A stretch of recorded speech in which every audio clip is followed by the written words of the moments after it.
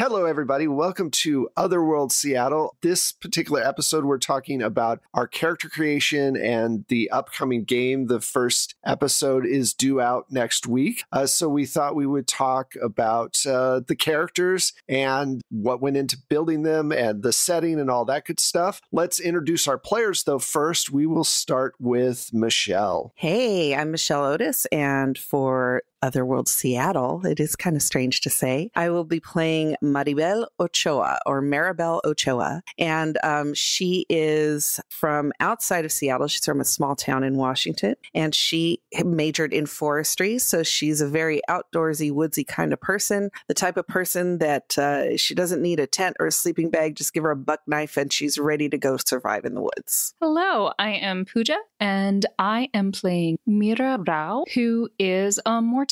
And her family has been in Seattle for 1 or 2 generations. Her parents own a funeral home and she works there for them. Hello, I am Saint or Saint Spider, and my character's name is Bailey Wolf.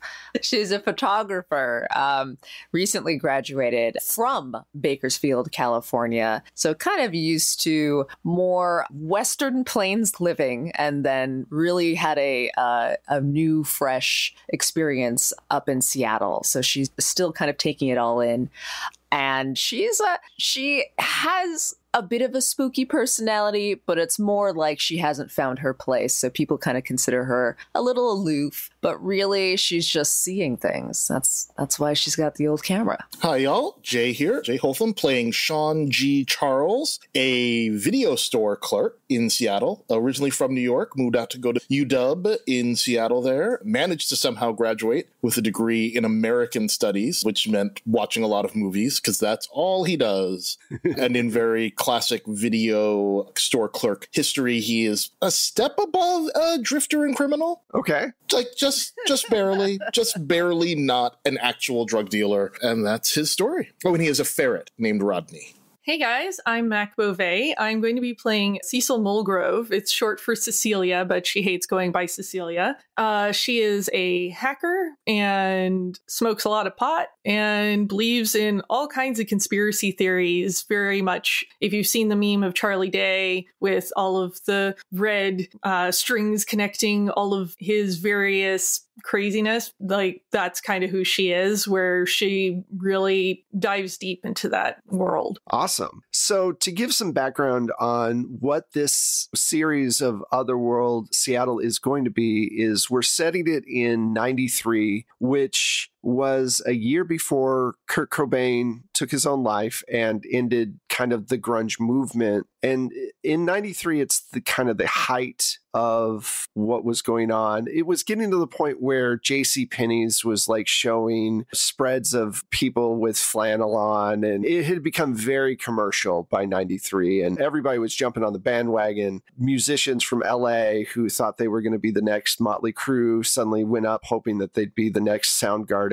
just by going up there and trying to use more C minor chords. Anyway, if you've listened to Otherworld London, you know that the setting does use some Call of Cthulhu elements, but it also uses a lot of folklore. There are going to be Easter eggs that are going to pop up, so listen for those. As everybody kind of introduced their character a little bit, here's the question. Did you come up with the characters just on the spot while we were just making them, or have you been thinking about what you wanted to do and what kind of influences came to mind when you were making your character? And I think the most 90s one is definitely going to be either Mac or Jay, so we'll start with Jay.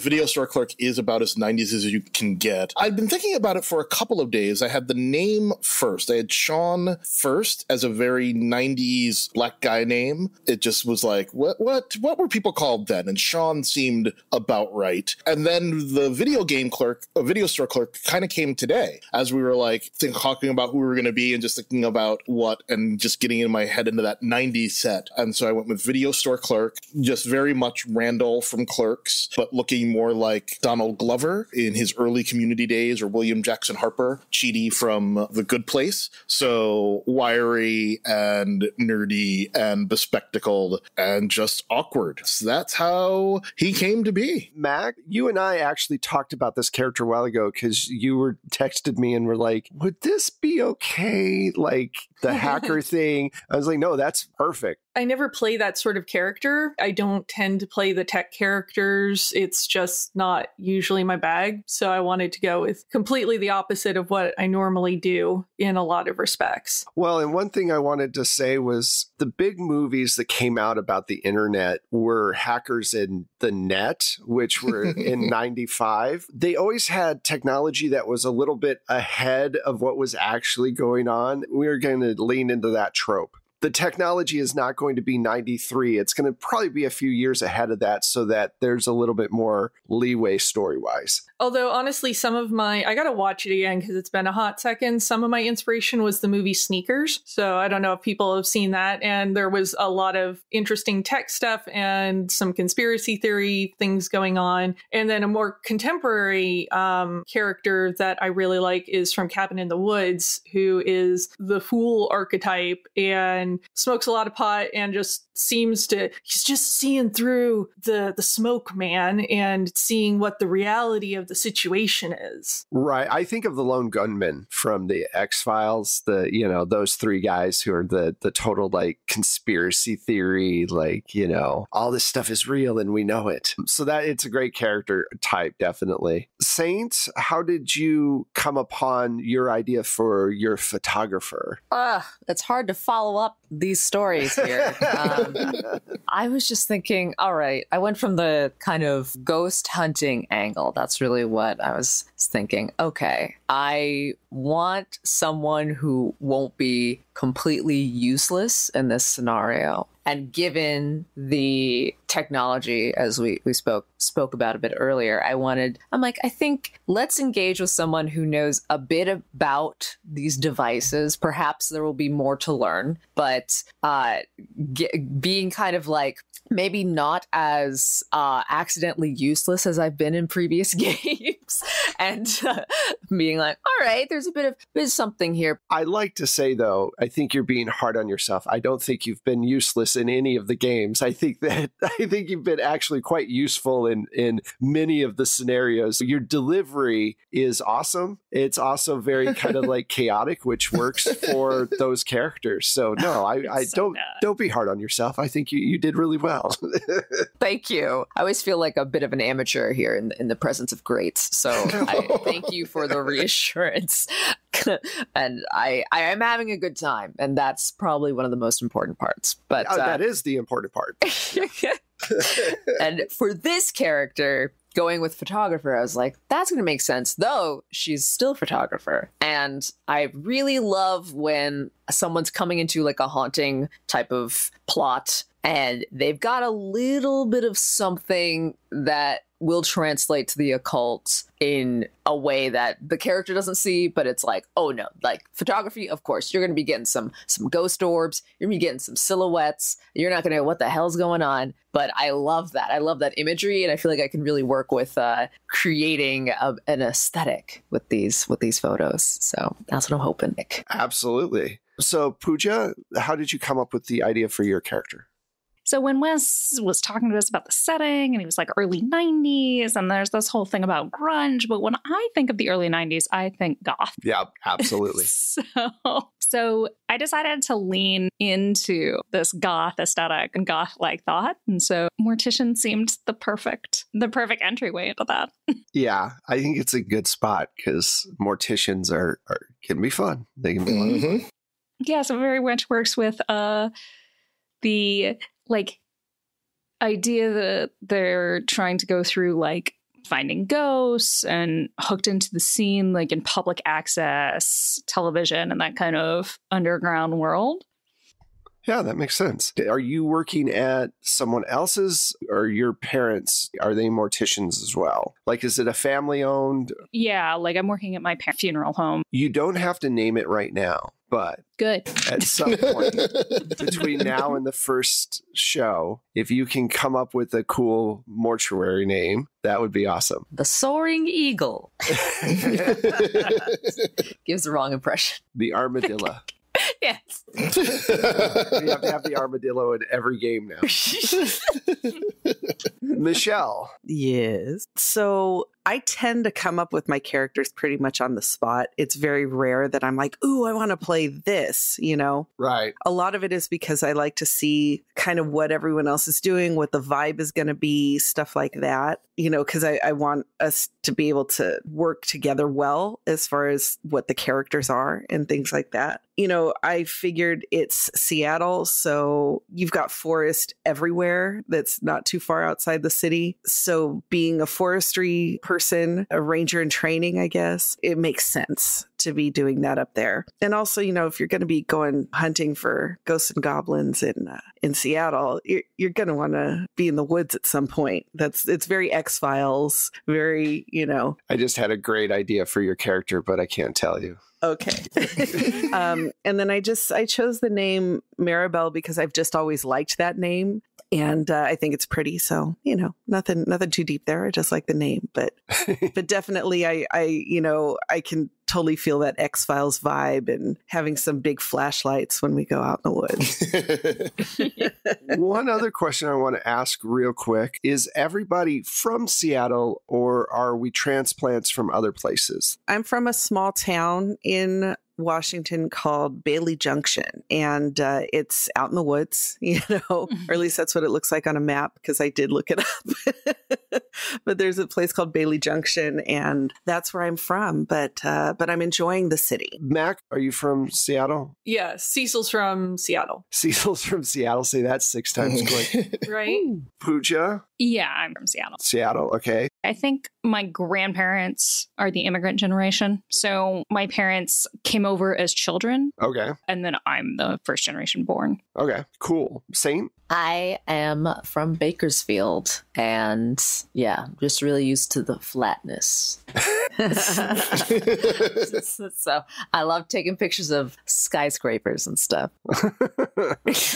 Awesome. Okay, cool. Before we wrap it up, I'm actually going to say a little bit more about what the setting's going to be and some of the themes. You all are friends. You're recently out of college. You have your different jobs, but you also have a friend named Elijah Rothstein, who is a film major, and he has an idea. He wants to try to capture the supernatural on film and make a show about it and sell that show at some point to a large, network. But he doesn't have the connections. So what he's going to do instead is he's going to put it on public access. For those of you who don't know what public access is, it is a way for local people to put their shows on air at really horrible times at night, usually 11 to 4 in the morning. If you need a reference, Wayne's World is on public access, and it's a very kind of 90s thing. So there are a ton of movies that you can watch. We were talking about Hackers, which some people love. For me, not so much, but it's fun. The aesthetic of it was definitely really cool. The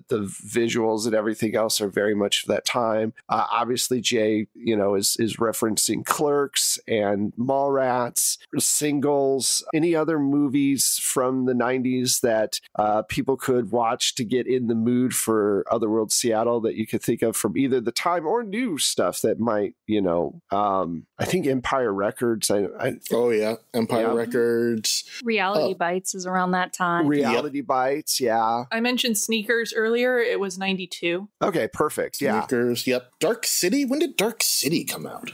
Oh, I love Dark City. I thought that was the late 90s. It's 98, too late. But that's okay. If it gives you the feeling of the 90s, Mm-hmm. Well, then go ahead and add The Crow to that list, streaming on HBO Max.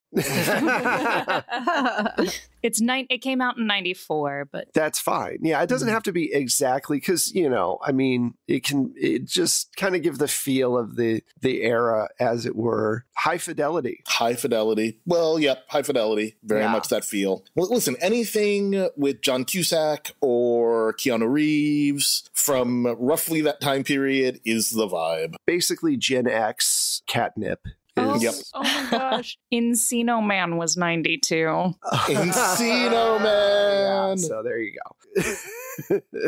The other thing that I will say is that there is a YouTube channel called Weird History, and they have a timeline for the 90s, which is really cool. It kind of goes through the big notes of what happened during that year. So all of those things are cool when you're getting ready for play. That's kind of the research stuff that I do. Basically, I'm super excited for this game, and it's been a while since we've jumped into an Otherworld game. Let's see where everybody is. Let's start with Mac. Hey guys, I have been and will continue to be Mac Beauvais. You can find me online as @StrangeLikeThat, the Twitter, the Instagrams, and the Facebooks, also my website. Hey y'all, you can find me on the internet at jholtham in all the usual places, and sometimes at Happy Jacks, and sometimes at It's Probably Okay Games. Hello all. I'm going to be honest. I'm really not on the internet that much right now, but if you have any questions, just come to my Twitter, which is at SAINTSPIDER TV, and that's on at Twitter, Saint Spider TV at Twitter. Hi, I'm Pooja. You can find me on Twitter at LADesi Girl. That's LADESI Girl, and pretty much everywhere else is Forgotten Saves. Like Jay, you can often find me at Happy Jacks RPG and occasionally on It's Probably Okay's Twitch channel, also doing the TTRPG thing. Hey, I'm Michelle Otis, and you can find me on Twitter at Michulu. That's MICHULHU. You can also find my music through Plate Mail Games, and if you subscribe to Bat Bards. Awesome. And I am Wes Otis. You can find me at Plate Mail Games on Twitter. For the show, you can find us on Instagram under 12 Sided Stories, and then Twitter, it's the number 12 and then Sided Stories. You can also find us, like I said, on Patreon if you want to help out the show, or on Coffee. We're actually on there as well. We're doing our summer drive bonus, basically raising money for the cast to be able to just give kind of a bonus for all the awesome work they do. If financially you can't do it right now, you can also help us out by giving us a shout out or giving us a review. Reviews help a lot because they let people know, hey, this is a cool thing I should check out. So thank you all so much. Talk to you soon. Bye. Bye.